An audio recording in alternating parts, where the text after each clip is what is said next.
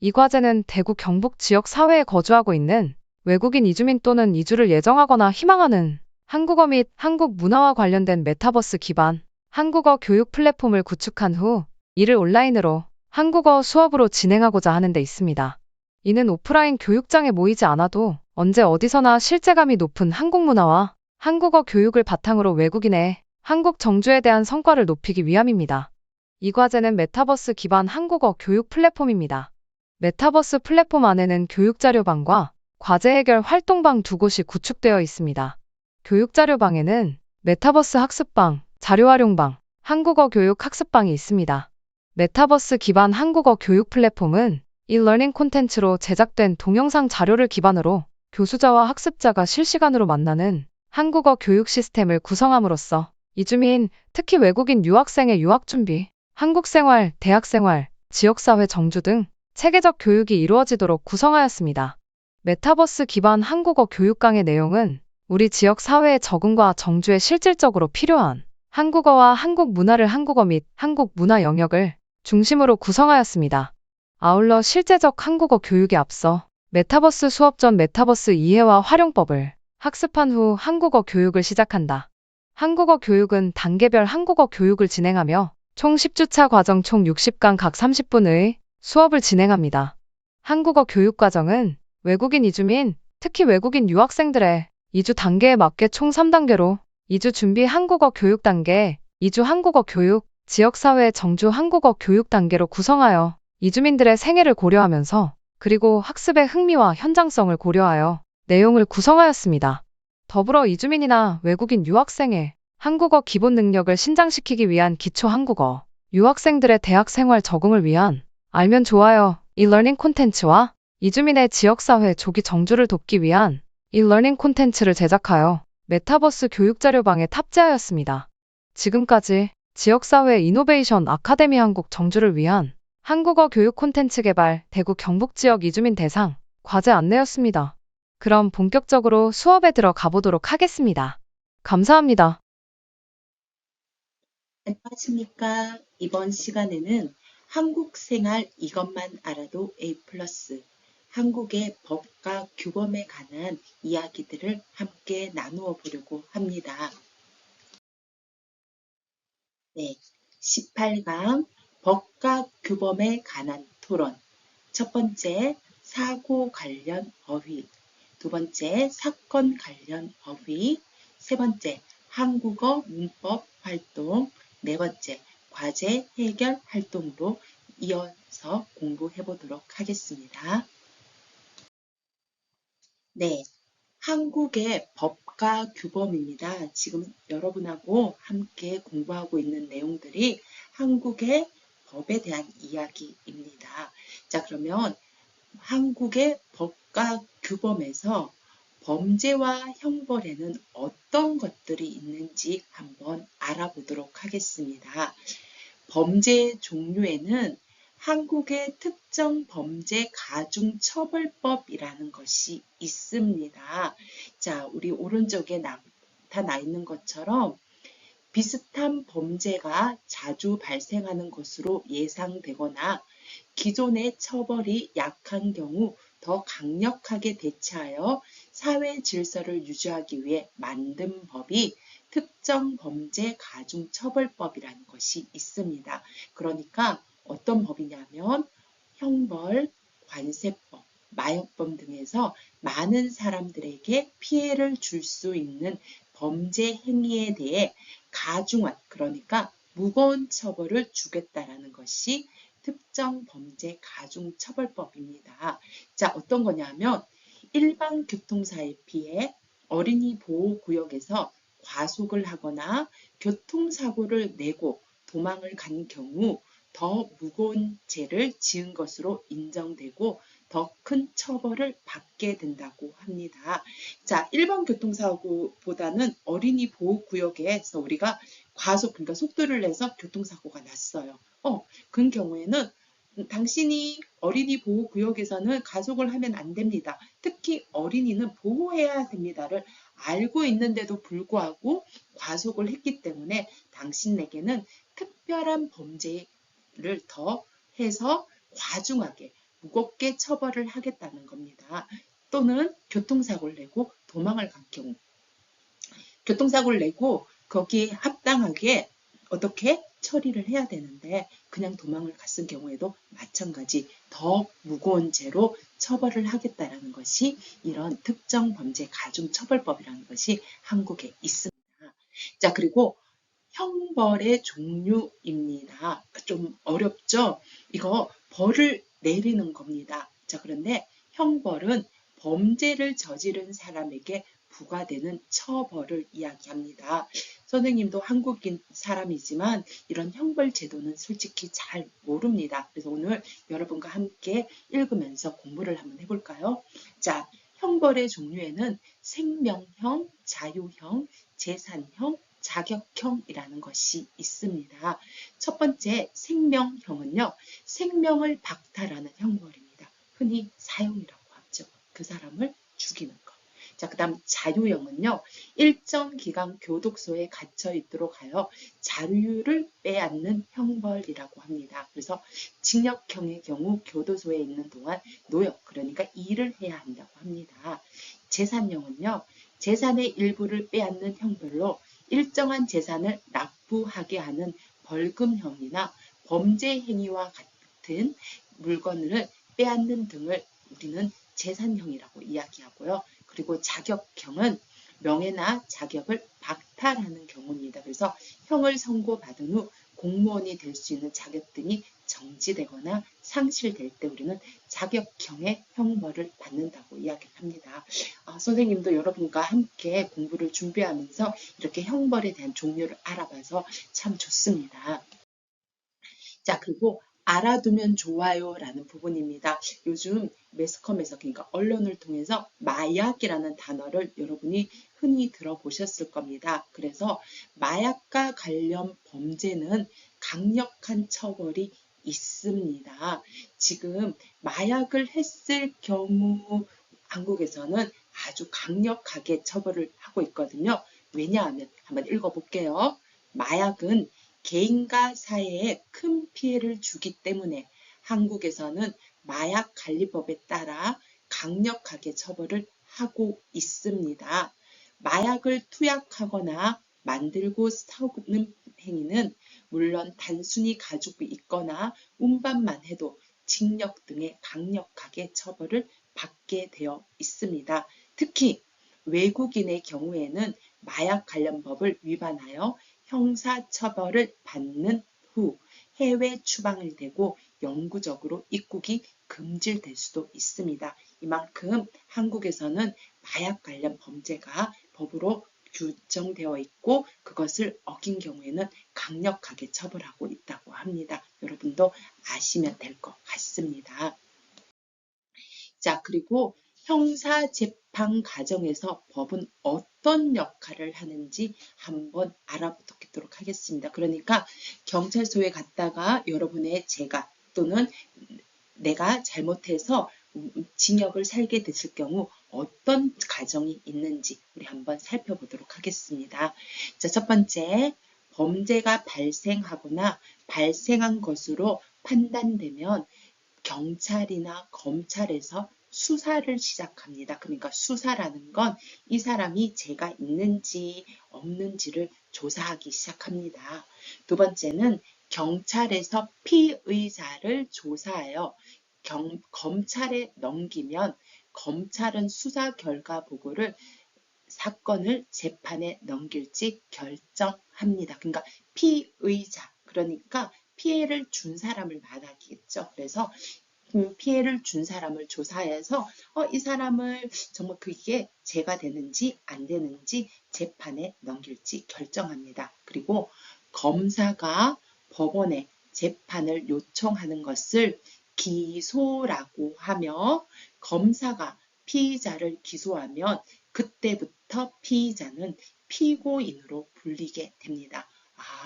그렇군요. 선생님도 법에 대해서 잘 모르는데 우리가 어떤 문제에 대해서 경찰이나 검찰이 수사를 합니다. 그리고 경찰에서 수사한 것을 검찰에 넘기면 검찰에서는 재판을 할지 할지 말지 결정을 하고 만일에 재판에 넘겨진다면 검사가 이것은 재판을 해야 됩니다 라고 요청을 합니다. 그것을 우리는 기소라고 이야기를 하고요. 기소가 되면 그때부터 피의자는 피고인이라는 단어로 불리게 된다고 합니다. 이런 것들이 있군요. 선생님도 여러분하고 함께 공부할 수 있어서 참 좋습니다. 자, 그리고 형사재판 과정입니다. 우리 한번 읽어볼게요. 형사재판에서 검사는 피고인의 유죄를 주장하고 피고인은 변호인의 도움을 얻어 자신을 변호합니다. 판사는 양측의 입장을 듣고 피고인의 유죄 또는 무죄를 결정하고 유죄일 경우에는 양형 수준도 결정합니다. 한국에서는 2008년부터 일반 시민이 배신원으로 참여해 형사재판 판결에 의견을 제시하는 국민참여재판 제도가 시행되고 있습니다. 아까 전에 검사가 기소를 했잖아요. 그리고 그 검사가 기소한 것을 우리는 이제 재판을 해야 됩니다. 그런데 검사는 피고인의 유죄를 주장할 거고, 왜냐하면 그 사람이 죄가 있다고 인정했기 때문에 기소를 했으니까. 그런데 피고인은 저는 죄가 없어요. 저는 억울해요 라고 이야기를 하니까 변호인의 도움을 받아서 자신의 어떤 죄를 변호하도록 되어 있습니다. 그것을 누가? 판사는 양측의 입장을 다 듣고 피고인 이 사람이 죄가 있어요. 유죄. 죄가 없어요. 무죄를 결정하고 그리고 만약 유죄일 경우 죄가 있을 경우에는 양형 그러니까 얼마 동안의 징역이라든지 어떻게 형벌을 내릴 건지를 결정한다고 합니다. 자, 그리고 한국에서는 2008년부터는 국민참여재판 제도가 있어서 일반 시민이 배심원으로 참여하는 것도 있다고 합니다. 이런 것들이 형사재판 과정이라고 할 수 있겠네요. 자, 그래서 형사재판 과정에서의 권리 보장에 대한 이야기입니다. 이것도 한번 읽어볼게요. 한국에서 보장되는 피의자나 피고인의 권리는 무죄 추정입니다. 누구나 유죄 판결이 확정되기 전까지는 무죄로 여겨져야 합니다. 영장주의, 판사의 영장이 있어야만 체포나 구속, 압수수색 등을 할 수 있고요. 피의자는 체포나 구속이 부당하다고 생각하면 법원에 다시 심사해달라고 요청을 할 수 있고요. 모든 국민은 체포 또는 구속이 될 경우 변호인의 도움을 받을 수 있습니다. 수사 과정에서 고문은 허용되지 않고요. 고문이나 협박, 폭행 등을 통해 피고인에게 받아낸 자백은 재판에서 증거로 인정되지 않습니다. 와, 너무 어렵습니다. 그런데 여러분이 사회통합 프로그램에 듣고 한국의 영주나 기하를 하려고 하면 사회통합 프로그램 속에 이런 내용들이 다 있습니다. 그래서 여러분이 한번 이번 시간을 통해서 알아보는 것도 되게 좋을 것 같습니다. 자, 그러면 우리 알아두면 좋아요도 한번 읽어보겠습니다. 국선 변호인 선정 제도. 한국에서는 피고인이 경제적인 어려움 등으로 변호인을 선임하기 어려운 경우 국가의 비용으로 변호인의 도움을 제공하여 피고인의 권리를 보장하는 국선 변호인 선정 제도를 운영하고 있습니다. 성폭력 피해자의 경우에는 피고인은 아니지만 피해자 국선 변호인 지원을 신청할 수 있고요. 성폭력 피해자가 경찰서나 검찰청 등 수사기관이나 성폭력 피해 상담소를 통해 국선 변호인의 지원을 요청하면 조사 과정부터 재판에 이르기까지 도움을 받을 수 있다고 합니다. 아까 전에 우리가 검사가 기소를 했죠. 그러면 내가 피고인이 되는 거고 피고인은 나의 죄가 무죄임을 입증해야 되잖아요. 그때 변호인을 선정을 합니다. 그런데 변호인을 선정할 때 무료일까요? 아닙니다. 그래서 나라에서는 경제적 어려움 등으로 변호인을 선임하기 어려운 사람들에게 국선 변호인, 국가에서 변호인을 선정해 주는 제도가 있다고 합니다. 혹시 이런 일이 있으면 안 되겠지만 혹시나 여러분이 알아두시고 필요하시다면 한국의 국선 변호인을 한번 선정해서 본인의 억울함을 풀어보는 것도 좋을 것 같습니다. 그러면 우리 사고 관련 어휘에 대해서 공부를 한번 해보도록 하겠습니다. 자, 우리 지금 불이 났어요. 그것을 우리는 가스 사고, 감전 사고, 화재 사고 하는데 여러분 무슨 사고라고 이야기를 할 수 있을까요? 네, 화재 사고입니다. 자, 그러면 첫 번째에 나왔던 가스 사고는 무엇일까요? 네, 우리 여러분이 요리하고 집안을 따뜻하게 하는 가스에서 사고가 났어요. 그것을 가스 사고라고 이야기를 합니다. 그리고 감전사고가 뭘까요? 네, 전기사고입니다. 그래서 우리가 전기를 잘못 만졌을 때 전기에 감전되다라는 단어가 있거든요. 그래서 전기로 인해서 난 사고를 감전사고라고 이야기를 합니다. 자, 그리고 교통사고가 있습니다. 여러분이 자동차를 몰고 다니다가 난 사고를 우리는 교통사고라고 이야기를 하고요. 자동차끼리 사고가 났어요. 그것을 우리는 접촉사고라고 합니다. 접촉사고. 자, 그러면서 접촉사고에는 세부적으로 대인사고, 대물사고가 있습니다. 그러니까 자동차가 사람을 치이다 라고 했을 때는 대인사고라고 이야기하고요. 자동차가 어떤 물건이나 건물을 치이다고 했을 때는 대물사고라고 이야기합니다.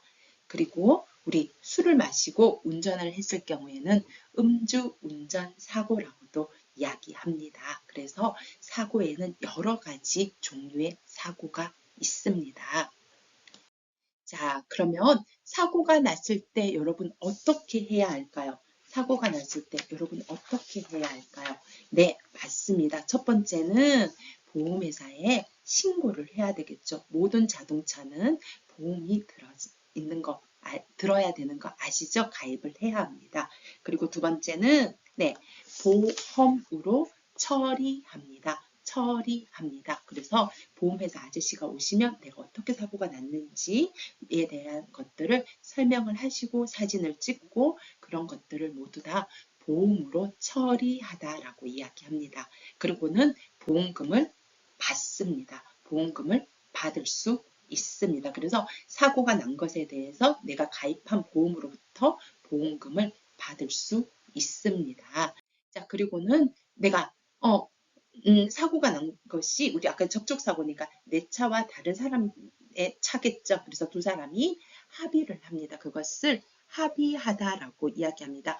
나 이만큼, 너 이만큼. 우리 그러면 서로 합의합시다. 서로 해결합시다. 라고 얘기할 때 우리는 합의하다라고 이야기를 하고요. 그리고 돈을 주고 받는 것을 합의금을 주다, 합의금을 받다라고 이야기합니다. 그래서 사고가 났을 때 첫 번째는 신고하셔야 됩니다. 신고. 두 번째는 보험으로 처리를 하고 세 번째는 상대편과 합의를 해서 합의금을 주거나 합의금을 받으셔야 됩니다. 자, 그러면 우리 이번에는 사건이나 사고 관련 표현들을 한번 볼까요? 자, 우리 한국에서는 죽은 사람을 일컫는 말이 있습니다. 뭐라고? 사망자. 죽은 사람은 우리가 사건이나 사고에서 일컫는 말을 사망자라고 이야기합니다. 자, 두 번째는 다친 사람은 부상자라고 이야기합니다. 그래서 다쳤어요. 근데 사고나 사고에서는 부상자라고 이야기합니다. 그리고 사고를 낸 사람입니다. 사고를 낸 사람은 가해자라는 말로 이야기합니다. 가해자. 그리고 사고를 당한 사람은 우리 피해자라고 이야기합니다. 피해자. 그리고 범인일 가능성이 높은 사람은 용의자라고 이야기합니다. 용의자. 우리 그러면 다시 한번 읽어볼까요? 죽은 사람, 사망자. 다친 사람, 부상자. 사고를 낸 사람, 가해자. 사고를 당한 사람, 피해자, 범인일 가능성이 높은 사람, 용의자, 모두 다 사건과 사고와 관련된 어휘입니다. 여러분이 잘 아시면 될 것 같습니다. 다음은 사건 관련 어휘를 자세히 알아보도록 하겠습니다. 자, 우리 사건에는 여러 가지 사건들이 있는데요. 살인사건, 강도나 절도사건, 폭행사건, 납치사건, 사기사건입니다. 아, 네. 단어만 들어도 너무 선생님은 끔찍하거든요. 첫 번째는 살인사건. 알고 있나요? 사람 죽었어요. 자, 두 번째는 강도, 절도 사건입니다. 그러니까 우리 물건을 훔치는 사건들을 강도, 절도 사건이라고 이야기합니다. 자, 그리고 폭행 사건은 네, 사람을 때리는 것을 폭행 사건이라고 이야기하고요. 그리고 네 번째 납치 사건은 어린아이를 데리고 가는 사건을 납치 사건이라고 이야기하고, 사기 사건은 그 사람을 속이는 것을 사기 사건이라고 이야기합니다. 그래서 사건에는 살인 사건, 강도, 절도 사건, 폭행 사건, 납치 사건, 사기 사건이 있습니다. 자, 그래서 우리 그거와 관련된 어휘들을 살펴보면요. 피해자는 납치당하다, 사기당하다, 폭행당하다, 도둑맞다, 도난당하다, 소매치기를 당하다라고 이야기합니다. 자, 우리 다시 한번 읽어볼까요? 피해자가 하는 말입니다. 납치당하다, 사기당하다, 폭행당하다, 도둑맞다, 도난당하다, 소매치기를 당하다. 자, 그렇다면 이런 사람들을 우리 용의자를 잡아야 되겠죠? 그때 쓰는 표현입니다. 어떻게? 범인을 잡다. 그것을 다른 말로 이야기합니다. 체포하다. 체포하다라고 이야기합니다. 그래서 범인을 잡다, 체포하다라고 이야기합니다. 자, 그러면 우리 다음 뉴스가 어떤 사건인지 관계 있는 것을 연결해 보세요 라고 이야기합니다. 자, 다음 뉴스가 있습니다. 1번, 2번, 3번, 4번, 5번, 6번이 있거든요. 그래서 어떤 사건과 관계 있는지 연결을 해볼 겁니다. 자, 그러면 사기 사건, 아까 전에 선생님이 설명했죠? 다른 사람을 속이는 거. 절도 사건, 다른 사람의 물건을 훔치는 겁니다. 방화 사건, 네, 새로 나온 단어네요. 다른 사람 집에 불을 지르는 겁니다. 폭행 사건, 다른 사람을 때리는 거고요. 자, 강도 사건은 네, 다른 사람의 물건을 훔치는 건데, 강도 중에 어떤 거? 칼이나 총을 들고 무기를 들고 다른 사람의 물건을 빼앗는 것을 강도 사건이라고 얘기하고요. 뺑소니 사건은 우리 자동차, 아까 전에 도망가다라고 이야기를 했죠. 그때처럼 자동차 사고가 났는데 처리를 하지 않고 도망가는 사건을 뺑소니 사건이라고 이야기합니다. 자, 그러면 뉴스와 관련되게 어떤 사건인지 우리 한번 연결해 보도록 하겠습니다. 자, 첫 번째, 청소년 재미로 자전거 훔쳐. 무슨 사건일까요? 네, 맞습니다. 절도 사건입니다. 훔치다입니다. 두 번째, 층간소음 항의한 아래층 사람에게 폭력 휘둘러. 무슨 사건일까요? 폭력입니다. 네, 맞습니다. 폭행 사건입니다. 자, 세 번째, 장난감 총 들고 은행 침입. 은행에 가서 돈을 빼앗을 거예요. 그런데 총을 들었어요. 어떤 사건입니까? 네, 맞습니다. 강도 사건입니다. 강도 사건. 자, 그리고 네 번째, 큰 돈 벌게 해준다. 돈 빌린 후 갚지 않았습니다. 이 사건은 무슨 사건일까요? 네, 사기 사건입니다. 자, 그리고 다섯 번째, 60대 취객 건물에 불을 질렀습니다. 무슨 사건일까요?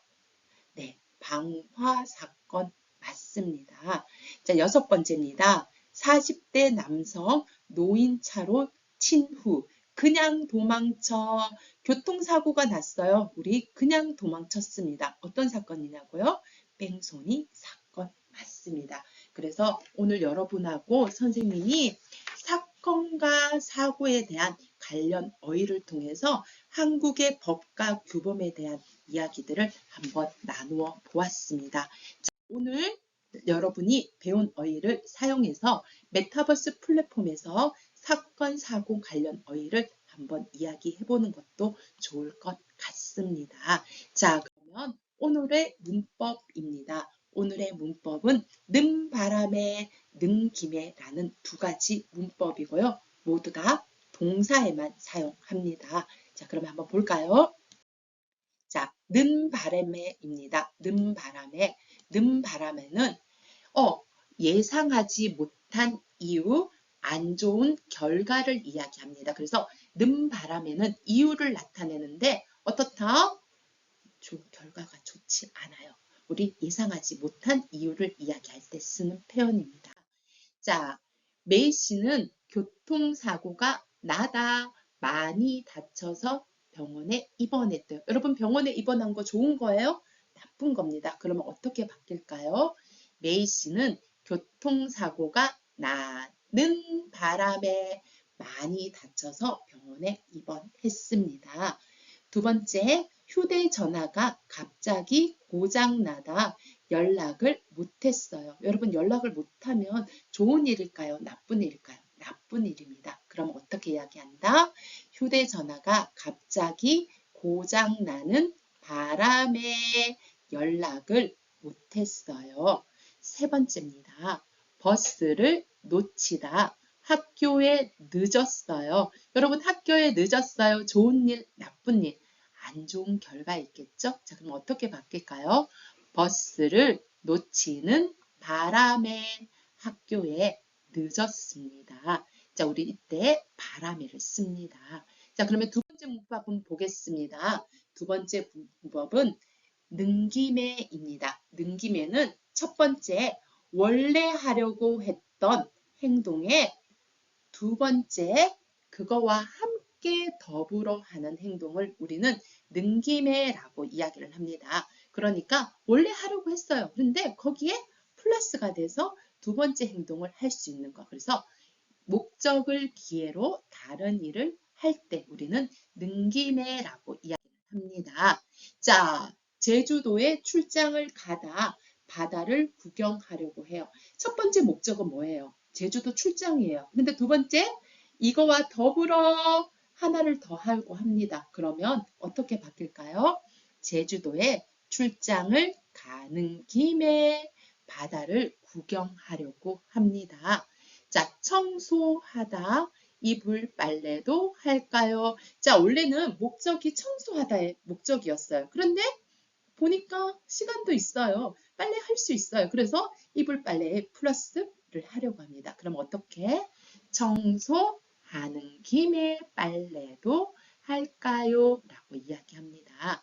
자, 그 다음에 세 번째는 도서관에 가다 제 책도 반납해 주세요. 너 도서가는 게 목적인데 내 책도 플러스해서 해줄 수 있니? 라고 이야기를 합니다. 자, 그럼 어떻게 이야기합니까?